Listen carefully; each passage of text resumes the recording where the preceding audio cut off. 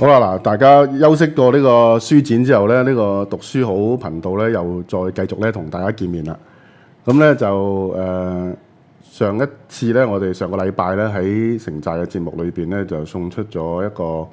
喺呢個推歌嗰度咧就送出咗一個戲飛俾大家嘅。咁嗰套電影咧就叫《日本最長的一天》。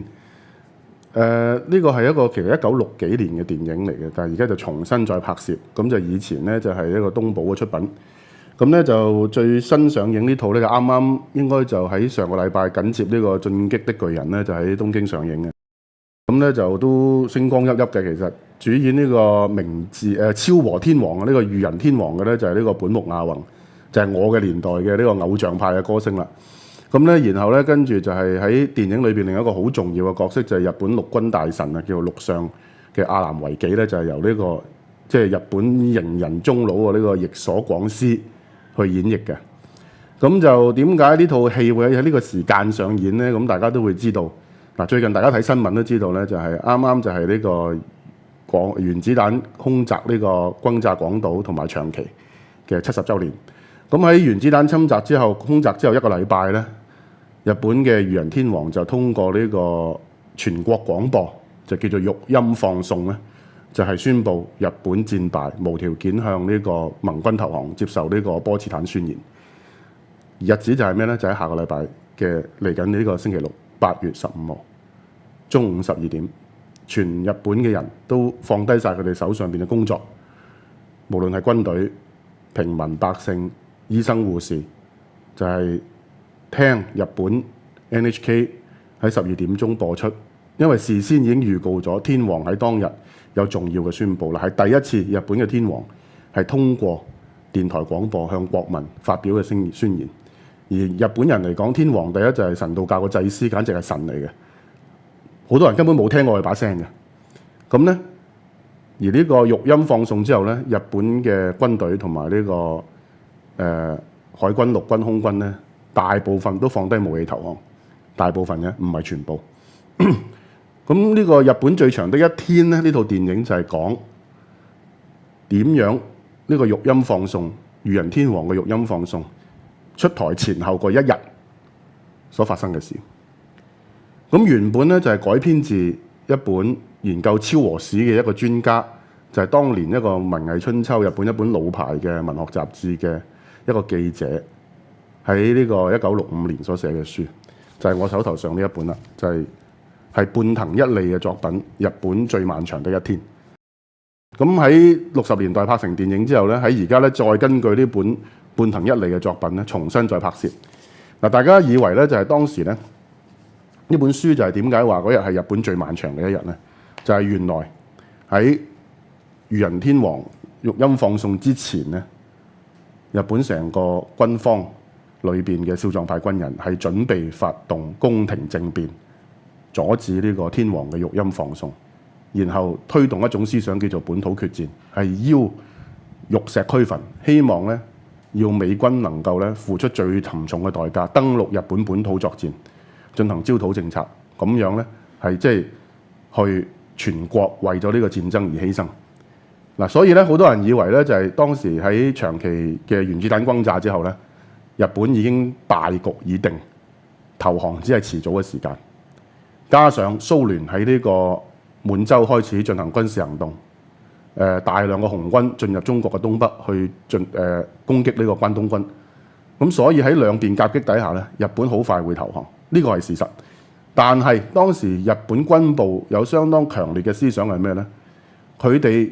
認為根據波茨坦宣言，日本無條件投降咧，日本嘅國體即係天皇制會不保，而淪為一個被紅軍同埋美軍一齊聯合佔領而分裂嘅一個國家。而喺咁嘅情況底下，佢哋寧願咧就係拼死一戰，為咗保衛國體而爭取最大嘅談判條件，即係話即使投降都好，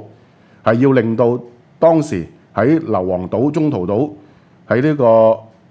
南太平洋嘅瓜達哈拉付出沉重代價嘅美軍咧，係要驚咗日本人，而願意接受一個更加好嘅投降條件。嗱，呢種咁嘅諗法咧，大家以為咧係匪夷所思。你諗下，即係廣島已經係炸到呢個一個廢墟咁樣，跟住再加埋長崎，亦都係變成另一個廢墟。唔通連東京都受到原子彈轟炸嗰陣時，日本先要投降咩？咁呢本書就係將嗰一日裏邊所發生嘅20幾個場景咧，係用一個紀實文學嘅角度咧，將嗰個實情寫翻出嚟。咁而幾個主角人物咧，就係頭先我講啦。第一就係本木雅弘飾演嘅日本嘅裕仁天皇，係當時日本無論係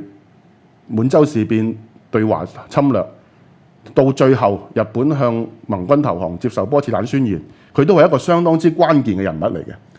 裕仁天皇嗰個影響絕對唔係我哋想象中係一個虛偽嘅天皇，而當時日本係俾軍方裏邊嗰啲軍國主義分子把持而走向全面戰爭。呢個係一個錯誤嘅理解，同埋係事後日本同美國聯手有意掩飾日本裕仁天皇喺歷史戰爭個責任裏邊嗰個地位。而呢本書我覺得最重要，同埋呢套電影最重要咩呢？就係日本嘅終戰，即係投降呢。實際上最大推動日本投降嘅都係裕仁天皇，而唔係日本嘅內閣首相或者陸軍大臣。嗱，所以你淨係睇呢本書嘅內容，你已經知道天皇喺宣戰同埋終戰裏邊咧，其實係最關鍵嘅人物。因為一開始講嗰陣時咧，呢本書就係講裕仁天皇已經知道咁樣打落去，日本生靈塗炭。但係佢最大嘅掙扎係咩呢？就係佢知道，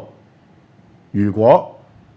天皇接受由佢嘅聖斷啊，叫做由佢朝綱獨斷去決定接受波茨坦宣言，無條件投降，佢下邊因為天皇嘅原因而去派駐喺中國東南亞作戰嘅日軍嘅指揮官會成為戰犯，陸軍大臣、海軍大臣等等會接受呢個戰犯嘅審訊，而佢亦都知道好多人會因為咁樣而剖腹自殺。佢嘅掙扎就係話佢唔投降就全國生靈塗炭，如果佢接受咗呢個波茨坦宣言無條件投降，佢嘅考慮唔單止係天皇制可唔可以保持，而更加大嘅考慮咧就係下邊跟隨住佢宣戰嗰啲嘅武士啊，所謂係會被佢所犧牲。但係最終咧，佢係選擇咗咧係接受波茨坦宣言，同埋盡快向當時嘅陸軍上、陸軍軍部同埋全國國民去解釋點解要投降。咁所以咧就出現咗一個好大嘅變數。當時文官嘅政府鈴木內閣裏邊咧，包括外相啊，包括係呢個官房長官等等咧，其實都係知道冇辦法打落去，係要盡快投降。個原因係因為紅軍已經喺中國嘅東北開始攻擊呢個關東軍，而佢哋最大嘅憂慮其實唔係嚟自美軍，佢哋寧願俾美軍佔領，都唔願意日本變為一個蘇聯支持嘅共產體制。嗱，呢個就係所謂國體嘅問題啦。而圍繞住佢戰同降咧，其實都係同國體有好大關係。投降派裏邊認為，如果再打落去，日本會成為類似德國咁樣被紅軍佔領而係分裂嘅國家。當時喺咁嘅情況底下，天皇體制更加冇辦法保存。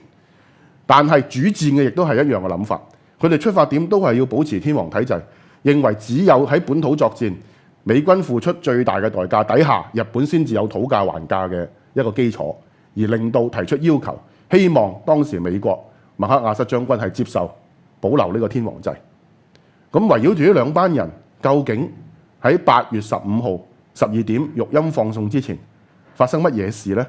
嗱，就係呢套電影同埋呢本紀實文學所交代嘅一啲好具體嘅細節。從中咧，大家可以睇到日本嘅軍方、軍國主義者、少壯派軍人、天皇、政客等等咧，互相角力嗰個情況。其實呢本書嗰個編排，我覺得咧，就同呢個我以前睇 HBO 嘅24咧，其實係有啲相似嘅。咁我哋先休息，下一集我哋再介紹咧，就係呢個日本最漫長的一天裏邊扣人心弦嘅幾幕政變有關嘅內容。